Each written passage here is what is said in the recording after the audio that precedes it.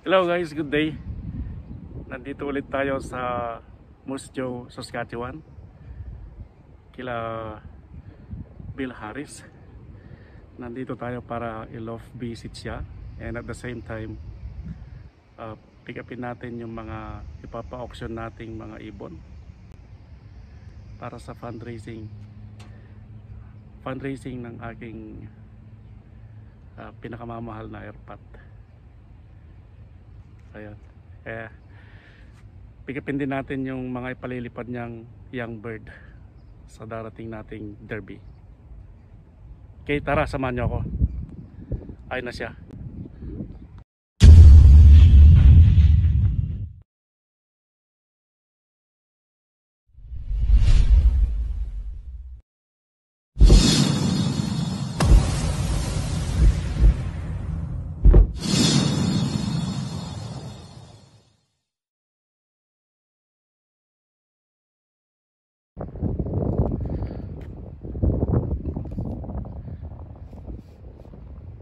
Hello, Bill. Hi. How are you doing? Have a good day. I'm good. How about you? I just got back from the veterinarian. Our one dog is doing a lot of hacking and coughing. She's got some kind of a problem. So Okay. my wife was at a slow pitch, like baseball, Mm-hmm. in Regina. So she left early this morning to go down there. So I took the dog to the vet. I left a note on the front door in case you got here before I got back, but I've been back for about half an hour or so already. No, more than that. So you mean your wife is playing or she's No, coaching? playing. Yeah. Watching. You know what slow pitch is? Yes. The pitcher does this? Yeah. She plays in the field. She doesn't pitch. She pitched and she got a ball right in the eye from the bat. So Oh. lots of surgery, broken nose, broken eye orbit, and that was many years ago. Okay. But she's recovered. The Mexican plastic surgeon made her look as good as she was before. So anyway, she's in Regina playing a couple games today. So why don't we go around the back?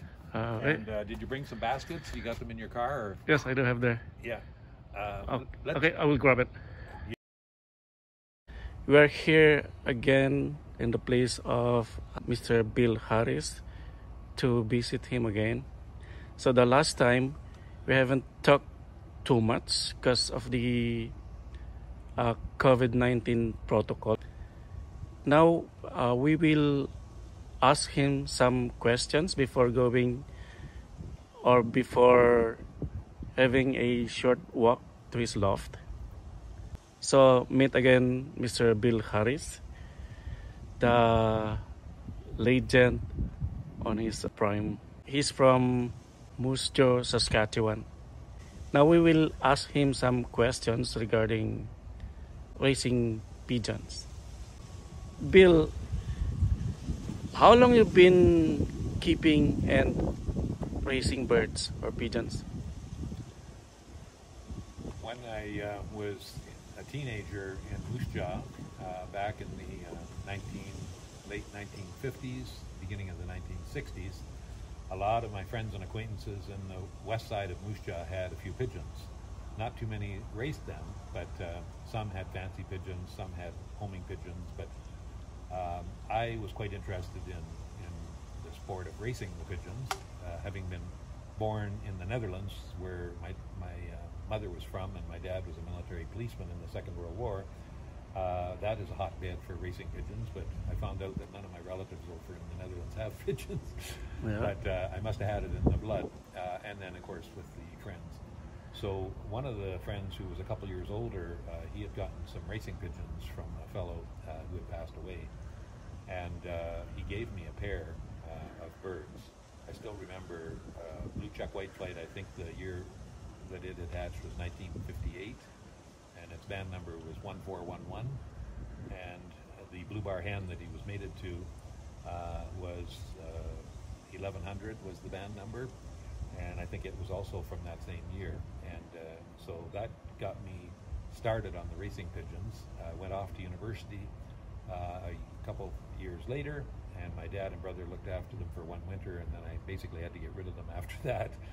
But I did get my interest rekindled in 1982, 40 years ago, when my wife and 4 young children and I moved from Regina back to Moose Jaw. And couple of the fellows that had been in the sport for a long time, not back when I was a kid. And they had a club here, and I joined. And for the last 40 years, you know, I've been racing the birds, although we've been set back a bit because of the COVID here the last couple of years, but we're hoping to get started again this year. I'm now age 76. It's become a little more work than fun or play. Okay. So this may be my last year, if not probably next year will be my last year. So I've been, you know, reducing the number of birds. But I got birds from several, you know, different places. A number of years ago, I met Chris Payman, the late Chris Payman, who was living then in Abbotsford, BC, in the lower mainland east of Vancouver, close to where my brother-in-law was living. So I went and visited with him, I think in 1989, and that was the start of me getting some birds from him on a fairly regular basis. He bought Oak Haven Farms just northwest of Dallas, Texas, from a fellow named Campbell Strange, who spent lots of money on importing birds that were quite expensive from very successful lofts in that area. And when Chris bought that in the year 2000, I went down there on our summer holiday with my wife and spent some time there, and ended up purchasing 20 young birds, which he sent to me by air. And in one way or another, there was a few more, including another 20 that a good friend of mine, Ken Ansell, who lived a few doors from me in our previous home, he's had pigeons for about the same length of time, and we split those birds, and they were sent up by air as well. So a lot of the birds that I have been working with over the last number of years are descendants from those birds from 20 years ago in 2000, and then 22 years, I guess now, and then about 15 years after he passed away, we got some more. And there were some young birds that were connected to Dream Boy, and there was another bird, trying to think of the name of it now. It was a $50,000 cockbird, so was Dream Boy, that I had one in each hand. And then I never got the pictures to me by his son. But there was a number of other speed pigeons. We also had initially some Delbars from him when he was in Abbotsford. We also had quite an emphasis on Jan Ardens, more of a long distance pigeon. And we fly a tough course here on the prairies. A 500-mile race from Kenora could often be a 2 or 3 day race, but we've had some day birds from there. But it's tough. It's hot, prevailing headwinds, and so those birds that had the Jan Arden and the Delbars as well, to maybe a bit lesser extent, you know, did very well. I'm trying to think of the name, and it's escaping me, and it shouldn't. I was going to say Van Riet, but it's not Van Riet. In any event, it's a family of birds that you know, come down from the Jansons. So Dream Boy and the other one was Eurostar, were two $50,000 US pigeons that Chris brought in, and he rotated those cockbirds with different hens throughout the year. So we had Ken and I, one of the ones we got after Chris passed away was actually a granddaughter, you know, of Dream Boy. So I haven't kept really good records over the last few years. I was self-employed, so my work took a lot of my time as a financial advisor, but I do have some of those original pedigrees, but I haven't really maintained those. I should have gotten a computer system that would have enabled me to do that, but that wasn't my top priority. I did sell some of the birds back that I raised off of those early ones across Canada. I also entered some in the Alberta Classic races out of Edmonton, and I sent some to the Tour de Maritimes, the Guelph Gold Band race, and a few others. Certainly the Calgary Stampede Club. Some went to there, and some went down to Denver in the AU races. So I like to participate in those, but it was more participating in, you know, I never won any of the big prize money, but it was, I I've always liked the idea of participating. So that's kind of a synopsis, you know, of how I got started with the pigeons, how I got back in a more serious way when I moved back here in 1982, and now I'm at a point where there's grandkids and there's other things and travel and whatnot. So the focus now going forward will probably be to continue to reduce the numbers down and probably retire from the sport within the next couple of years. And my wife might drink her first alcoholic beverage in her life when that happens. To celebrate the occasion. But I very much enjoyed it, and I haven't been an individual that is focused on to have to win all the races. I have been members of a couple clubs where some of the members, sadly, it was win at all costs almost without cheating. Yeah. And that has never been my mentality. My mentality is to participate, try and do a little bit more than my share, and enjoy it, you know. And I still very much enjoy watching the birds flying around. That's probably what I'll miss more than the racing. Okay, second question. Hopefully a shorter answer. What achievement or milestone that you won that you haven't forgotten?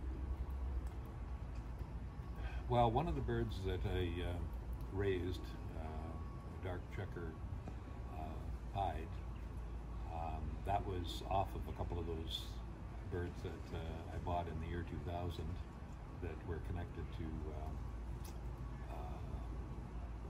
another bird that Chris had in Abbotsford, and it was Louis the Jansen cock. That was a son of a bird that he bought directly from the Jansen brothers, and I got a son, two sons of his, and a daughter that was Jan Arden, and one of the sons of Louis the Jansen cock in 2001 made it to that dark checker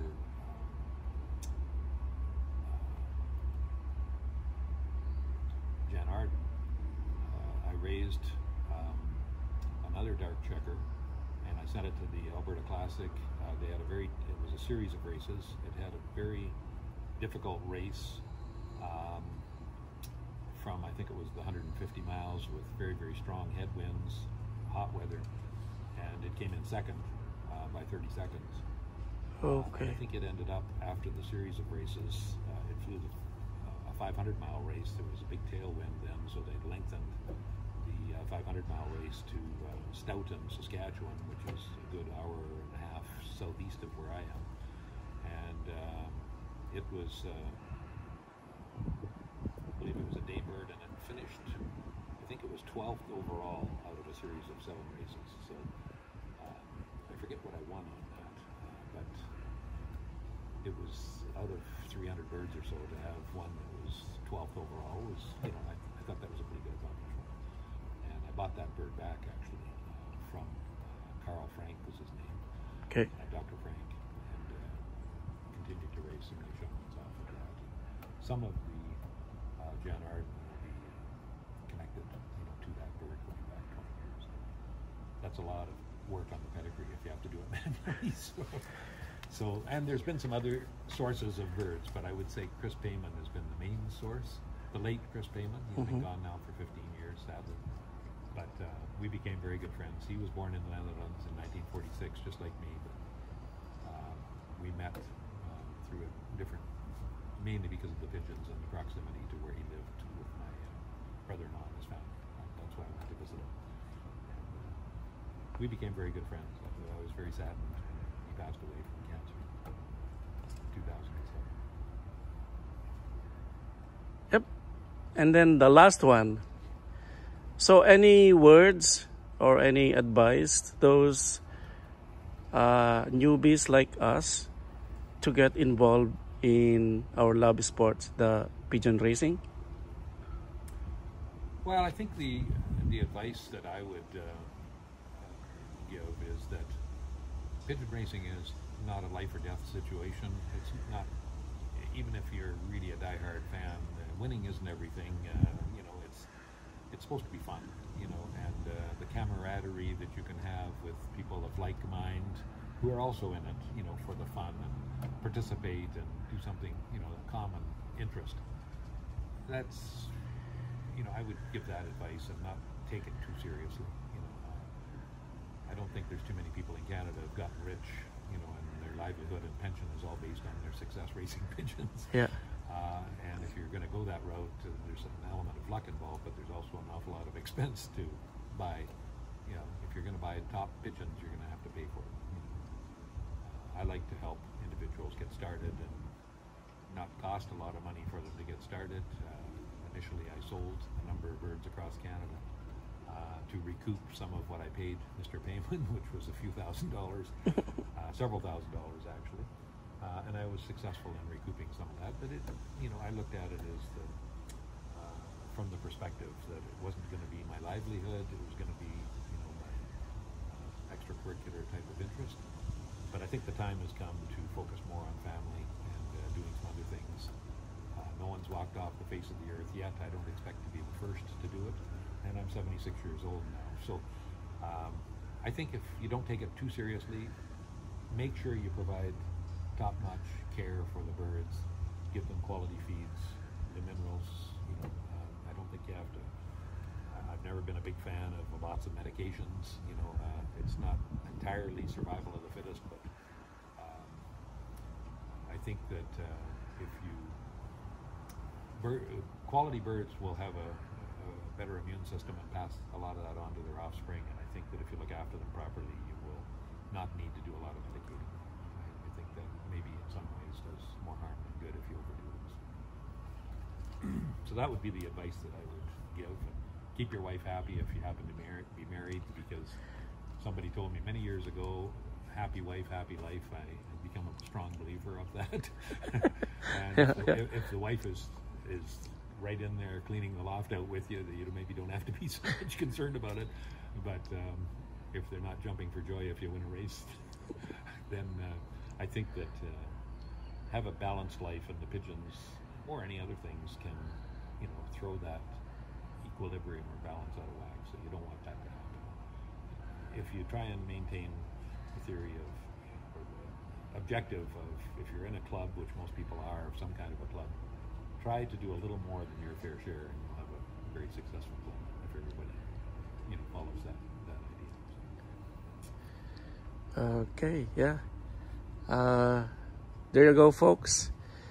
We hear lots of information, advices from our... He now calls himself Old Bill. our idol here in Moose Jaw, Saskatchewan. Now, this is a kind of clarification, not part of the questions.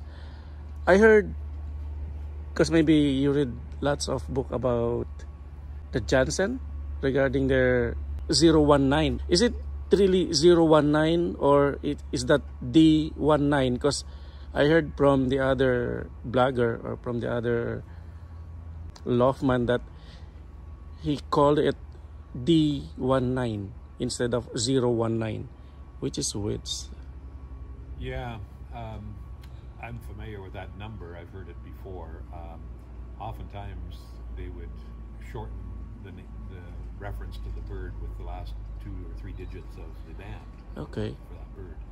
I'm not 100% certain. There have been some books written on the Jansen brothers. I think they're based in Arendonk in Belgium, I believe it was their home. Mm-hmm. And they were very successful in their flying, and they sold a lot. They could sell more youngsters when they're in their prime, for a few years after.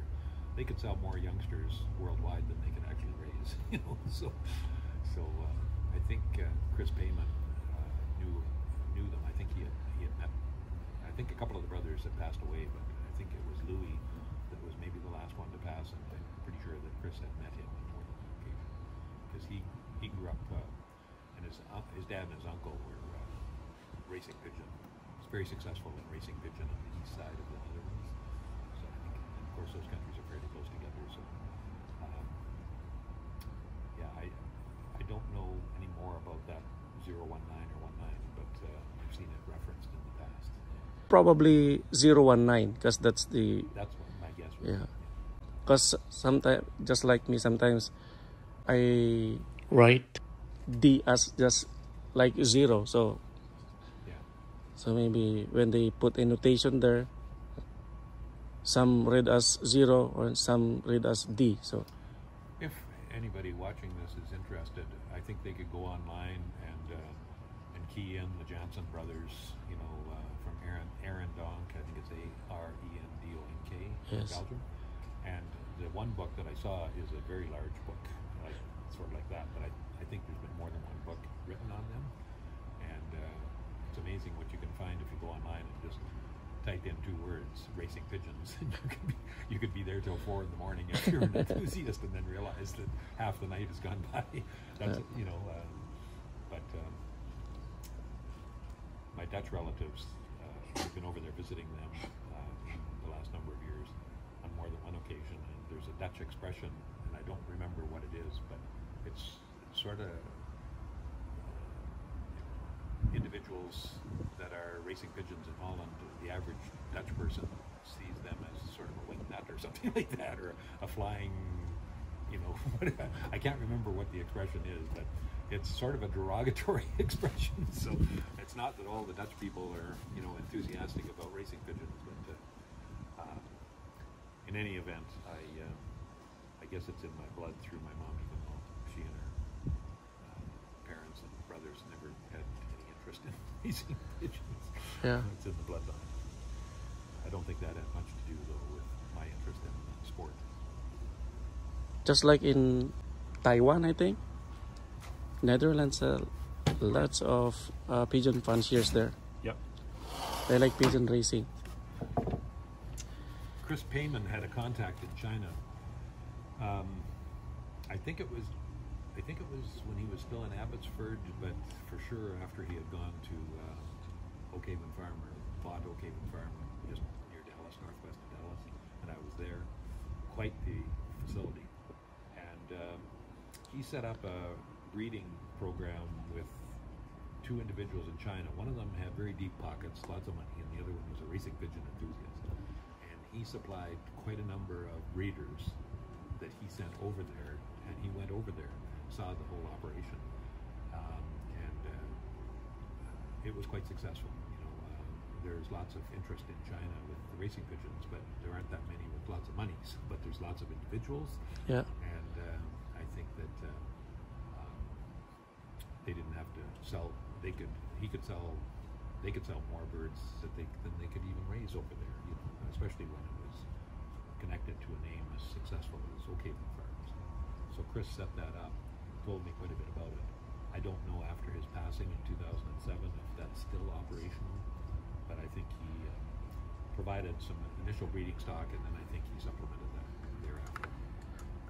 Okay. I can't remember the name of it. It was an international breeding station or something. But yeah, we had an opportunity to share quite a number of stories, and I always found him very interesting to chat with. I should have picked his brain in more depth as to some of his so-called secrets. I'm sure he would have shared them with me. But he sold a lot of birds online, you know, and he had all the names and contact information from Campbell Strange when he bought the whole operation, lock, stock, and barrel. And he was a very good marketing guy. Fair, but you know, very enthusiastic and highly motivated. You know, so I think a lot of flyers, particularly in the United States and quite a few in Canada, really upgraded the quality of their lofts. You know, by working with Campbell Strange initially, and then Chris Payman for quite a number of years after. So, well, not that many years, because he bought it in 2000 and he died in 2007. He did a lot, sent birds to auctions as well. So, very sad that he had passed.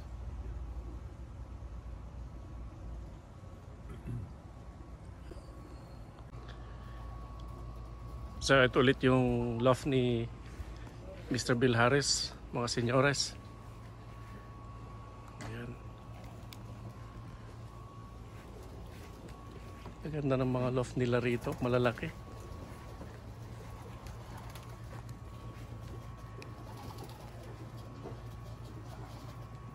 Mukhang may mauwi tayong puti ah. Ayan. Eto siya.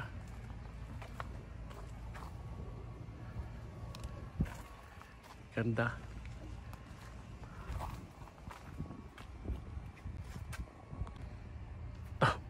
Pakikialaman na natin to. Pasukin na yan.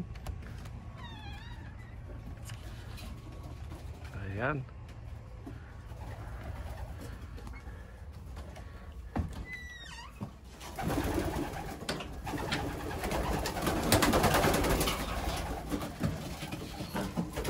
So ito yung mga young birds niya. Pangkarera niya ngayon.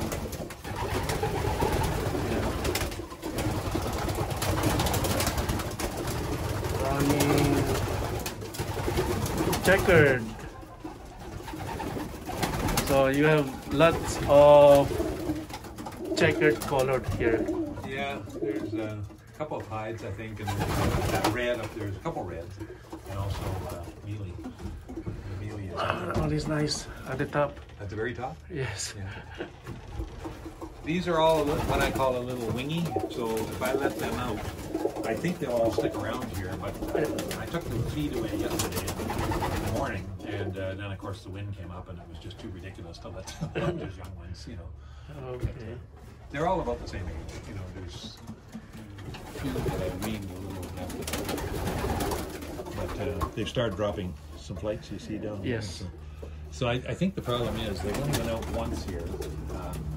If you want to take, I hate to say load you up with all of them, but I don't know if I'll be racing young ones.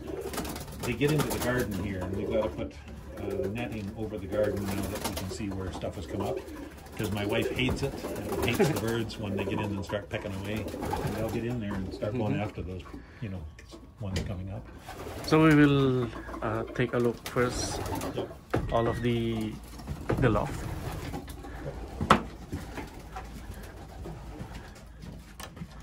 Have you got an audio going here where you're talking? Yeah. So this is the old flying loft, old bird loft. Few young ones. Okay.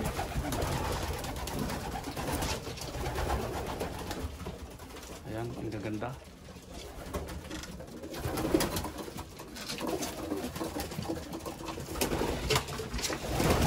So just like my friend in Saskatoon, there's cards. Yeah. This what do you call this? Colony breeding loft. They play pigeon poker. No, somebody told me years ago that it makes it easier for them to identify. They can identify colors and forms. So that Really? yeah, that's so. Okay, yeah, that's why. You know, so if they see that ace of spades up there, Yes. that's different than the other ones. I think that is a factor to help them get settled. I've seen it in other dogs too. Yeah, I'm not the only one. I've seen, but I don't know that's the reason.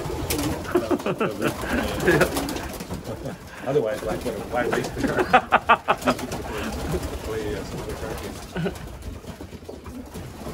You see the white ones there, there's two of them, I think, and I don't know which two, but two of them are nestmates, and the other two are nestmates. And this one here is an older one that was the first one that hatched this year. Two of the whites over there on one pair, and two are on the other pair, off the other pair. And you can see that's the father up at the top there, and there's the, I think that's a mother of one of the pairs. So that's where they get the white from. But I was surprised that they're almost all white. You know, So what is the line of those whites? well, I'd have to go back through my records. I know that Chris Payman had a grizzle line when he was in Abbotsford, and one year he was featuring grizzles, and another year he was featuring Delbars, and another one, Jan Arden. Oh, okay. And so he would have a deal where you could buy 8 young ones that were all grizzles, and you get a reduced price, you know, and it was a marketing idea to help them to sell the birds. So I don't think I got any other grizzles from any other source that I can remember. So I think any of the ones with a lot of white will probably come down from those, and I think there was a guy named Yas Tony, the last name Thone. He was a very good friend of Chris Payman, and he got birds from him. But I don't know if he was Belgian or Dutch. I think he was Dutch, but I'm not positive. And I think that's where Chris got a lot of his grizzle. And I think when he bought Oakhaven Farm, I think there was some grizzles there, and I don't know if they were also down from Yas Tony. There's other people, other fanciers who have. Oh, those stone. Are they good for short or long races? Well, I think the ones that Chris had from Yas Tony were more long distance pigeons. Oh, okay. You know, I've always, it depends what you mean by long distance. Over in Europe, they fly 800 kilometer, 900,000 kilometer races, you know. Okay, so. And here, you know, flying over the prairies with the heat, more extreme heat, and the terrain is a lot different. I think to try and get a team of birds that have some speed and some stamina combined, I think is the best, unless you really want to focus on long distance or you really want to focus on sprint races. I apologize because they're a bit on the wild side, but to be honest, with my cancer treatments and winding up my business and now the cancer coming back and whatnot and being tired, I just haven't handled them as much, and if you don't handle them, they get wild. Yes, so, yeah. And you noticed that when you were in here, they were, especially in the stock loft, they were really clear. Yeah, the stock loft, you can and kind of calm them down if you start. Yeah. I used to like to do that when they were still in the nest. Check them not only on the first few days and make sure you do it, but also so they got used to you, and then when you reach in, they don't panic because they're used to you. Yeah, young birds here. This is an older cockbird in here. Yes. That's red. Alright, maybe this is what's this? Different, something like that, or different, or I had two of them, and I thought we got one. oh, okay, calm down, guys. Yeah. Oh.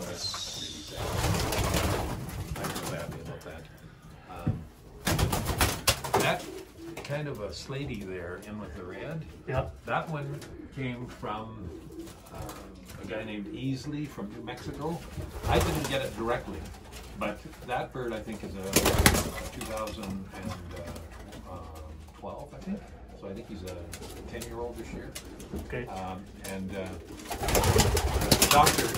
doctor here from South Africa, he contacted this Easley in somewhere in New Mexico. And he's got a website. I think it might be Ken Easley, E-A-S-L-E-Y. And I think I've got a pedigree for, like, after he raised some young ones, he sends them to South Africa races, but he had offspring off of these birds. So I think I bought that one off him, and I think this red, I don't know if this red is, I always got them confused. But one of them was from a guy in Edmonton. Trying to think of his name now too. Fred, is it Fred Goodchild? No. Anyway, this one is Easley. See that? Yes. E-A-S-L-E-Y, 2012. And I've raised quite a few off of this one. I haven't had them since 2012, but this doctor in town here, he brought birds in from him, I think 10 or so, and they cost him a lot of money. I don't know what this is. I showed Ken Ansel, and okay. It doesn't seem to be bothering him, but you know, he can I think fly it's it. kind of cis there. Yeah, something like that. But sometimes if you fool around with it and try and cut it out of there, the arms are good. But That's important. I think he's also. I think he's the father. These I've got them marked down. And this is another one here, another older cockbird, I think. And I think this one.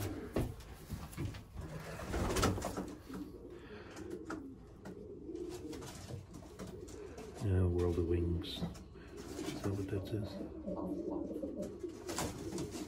No. I think this one. I think this is one that Van, the doctor, raised and sent it to one loft race in Ontario, and then he got some of them back. Well, he didn't want them back, but he could get them back. And I think Ken Ansel, my buddy, and I think we paid the shipping and whatnot, and we got them because they were of no use to him anymore because he has a small loft and he just can't keep them all. You know, Okay. so he's got raised offspring on. Doctor, he's from Musjuto? Yeah. Okay. He's a gynecologist and obstetrician, and his name is Van.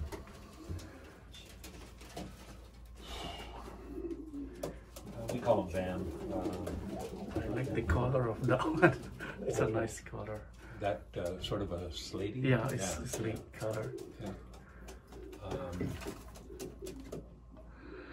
I got red checkered like that one, like that color. Yeah, and I think she's the one that's made it to this one, if I'm not mistaken. So that's why I got a mailing and a red, white plate. They were in this box, I think, for their first nest. But I have empty boxes here, so I think she ended up laying eggs in this one, which was in Poland. That was the box she was in before. But I don't have too many young ones. There's a couple up there that haven't been weaned. Ken banded those. He got up on a couple of pails because he's way shorter than I am. And he heard them up there, and so he got up on put the pails upside down and got up there and said, "They need banding or you're not going to get them on." So when we were in Alberta, he said, "I banded a couple for you." But yeah, there's not too many young ones in here now. I threw out some eggs. Carol said, "Why are you raising young ones? You know, you're trying to get rid of birds. And it's like quit shoveling the hole deeper if you're trying to get out of the hole." How about that one? The checkered with white flight. Probably what line is that one? Well, I think that might be one that comes down from those.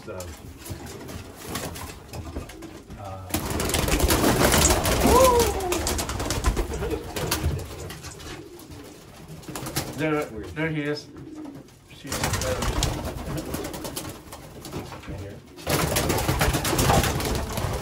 See, you shouldn't have to reach so quickly. You know, you should be able to just do it easily. But anyway, I think this one didn't get a band. I think it was a late bred from a couple years ago, but it's off of the Jan Arden birds, and that's a typical look for a Jan Arden. You know, maybe a bit more white on them, but that's typical. So I thought, no, you're off a really good pair, and I'm going to keep you. I'll just throw you in the stock lot. Okay. Usually, I put a plastic marker on the other leg with a number on it, and but I may have a record of this one, what it was off of. I just can't remember. Just like I said, I wasn't spending a lot of time on records, you know, back then.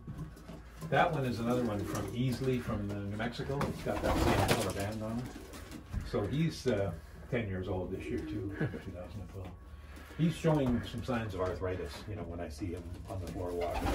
Oh. But yeah, because they're getting old. Yeah. But he's still filling the eggs, so he's probably good for another year or two.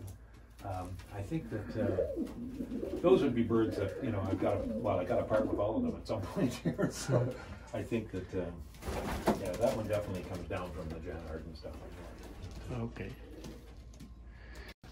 Getting, huh? You shouldn't ask me for long answers on it. But it's turning out to be quite hot. It's a bit of a breeze, but it's sure hot out. And humid because of the rain. Okay guys, it's time to go. So I would like to thank Mr. Bill Harris for young birds, auction young birds, and those young birds that we gonna fly in our derby race. So again, I will thank Mr. Bill Harris for his generosity and kindness to us. Okay, time to go. The pleasure was pretty much all mine. Yeah. So, I wish I could have been a bit better host to chat longer, but at age 76, I play out. Yes, yeah, I know. I just have to be here. I don't want to fall down. Okay, so thanks a lot. Okay. All right. Next time we'll yeah. I think we'll. Till we meet again. Yeah. See ya. I look forward to. Bye for now. Have a Okay. safe trip back to Saskatoon. Thanks.